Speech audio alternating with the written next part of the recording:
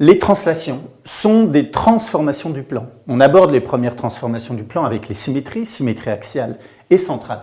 Ici, ça va plutôt être l'idée d'un glissement d'une figure vers une autre. Regardons comment ça fonctionne. Soit ABCD un parallélogramme qui est ici, attention à l'ordre des points.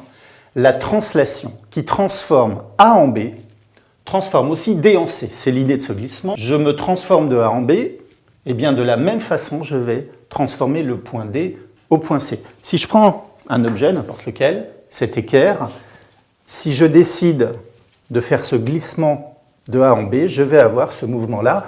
Attention, jamais de rotation ni de retournement. L'idée de la translation, c'est vraiment un glissement. Des propriétés qu'on va voir ensuite avec les animations de GeoGebra, c'est que les translations conservent les longueurs. Mon équerre a gardé les mêmes longueurs. Les aires, là aussi, et les mesures d'angle. Il n'y a pas de déformation des figures dans les translations.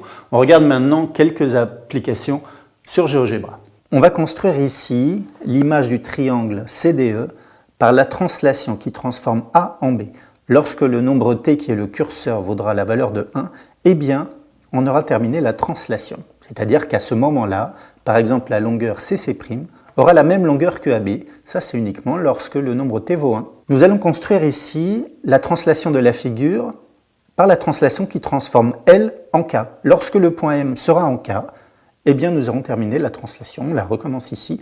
L'idée, c'est qu'à un moment, A', lorsqu'on va continuer cette translation, aura la même longueur que LK.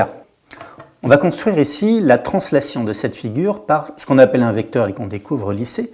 Il y a l'origine et l'extrémité du vecteur. On va faire glisser notre petite tête ici en suivant la direction, la longueur et le sens de ce qu'on découvrira au lycée comme étant un vecteur. Si on augmente ou si on diminue les dimensions de la figure, eh bien on s'aperçoit qu'elles restent superposables, qu'elles ont été obtenues par glissement. Un point de repère d'un œil à l'autre, eh bien on forme un parallélogramme en fait avec les 4 points qu'on vient de montrer ici, l'origine et l'extrémité du vecteur.